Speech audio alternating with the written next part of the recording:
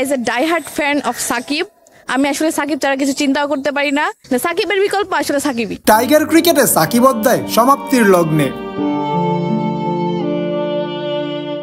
টি-20কে good bye বলা বিশ্বসেরা অলরাউন্ডারকে ছাড়া প্রথমবারের মতো মাঠে নামবে শান্তর দল।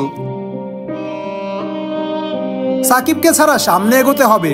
শুরুতে কঠিন সময় পার করলেও মানিয়ে নিতে হবে মনে করছেন ভক্তরা, কারণ নক্ষত্রের রোজে থামতে হয়। সাকিবের থামার পরও যে টাইগার ক্রিকেটকে এগিয়ে যেতেই হবে। সাকিব আল হাসান নিঃসন্দেহে খেলোয়াড় জায়গা থেকে ভালো, তাকে যদি আমি খেলোয়াড়ের দিক থেকে মূল্যায়ন করি তিনি ঠিক আছে, যদিও আমি ব্যক্তি সাকিবকে পছন্দ করি না। তো সাকিব আল হাসানের তো নর্মালি একটা টাইমে খেলার বয়স শেষ হয়ে যেত, তো তখন আমরা কিভাবে সার্ভাইভ করতাম। তো সেই জায়গা থেকে চিন্তা করে বাংলাদেশে এখন যারা আছে আরও নতুন নতুন প্লেয়ার আছে, তাদেরকে সুযোগ দিতে হবে, তারা ভালো খেলবে। তো সেই জায়গা থেকে সাকিবকে ছাড়াও আমরা সার্ভাইভ করতে পারবো। আর খেলাধুলা অবশ্যই হার জিতের জায়গা, এবং বাকি প্লেয়াররা যদি মনোবল ভালো থাকে, চেষ্টা করে, তাহলে অবশ্যই আগাবে, কারণ সাকিব তো সারা জীবন আমাদেরকে সার্ভাইভ করবে না। গোয়ালিয়রে বাংলাদেশ দল ভালো করবে বিশ্বাস রাখছেন ভক্তরা। ভারতের বিপক্ষে কঠিন হলেও লিটন মিরাজদের উপর আস্থা রাখছেন ফ্যান্সরা। ইন্ডিয়ার সাথে সাকিবের যে অতীতের অনেক খেলার অভিজ্ঞতা আছে, যেটা সে প্রয়োগ করতে পারতো, কিন্তু এখন সেটা হয়তো সম্ভব হবে না। এখন টি-20 যে স্কোয়াড বাংলাদেশে আছে এরা অধিকাংশই নতুন, সাকিবের মতো তো এক্সপিরিয়েন্স কেউ নেই এখানে। অবশ্যই আমি মনে করি যে সাকিবের অববোধ করবো। প্রথম টি-20তে ক্যাপ্টেন শান্তর দলের একাদশ কেমন হবে, ভক্তরাই বা কাদের দেখতে চান ভারতের বিপক্ষে সেরা একাদশে?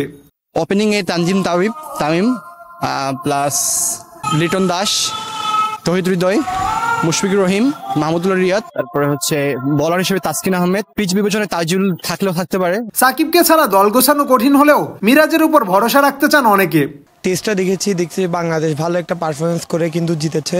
এখন আমার মনে হয় পাকিস্তানের এখনো ইন্ডিয়ার সাথে টেস্টটা আসছে, আশা করি হারার পর ওরা আবার ওইটার কামব্যাক দিতে পারবে আশা করি। সো আশা করতেছি একটা ভালো গেম করতে পারবে বাংলাদেশ টিম। তো সাপোর্ট দিল বাংলাদেশ টিমের উপর। যে খেলাগুলো দেখেছিলাম সবগুলোতে সাকিব আল হাসান ছিল, কিন্তু এখনের ম্যাচে সাকিব আল হাসান না থাকায় তেমন কিছু বলতে পারছি না আর কি। হৃদয়, জুনিয়র, তামিমরা নিজেদের সেরাটা খেললে ভালো কিছু সম্ভব বলেও বিশ্বাস ক্রিকেট লাভারদের। প্রত্যাশা সবসময় থাকে। এখন আসলে টিমটা দেখি নাই, খেলা সম্বন্ধে মানসিকতা অনেক আগে নষ্ট হয়ে গেছে। এটা আগে চর্চা করতাম, এখন চর্চা করার মানসিকতা নেই।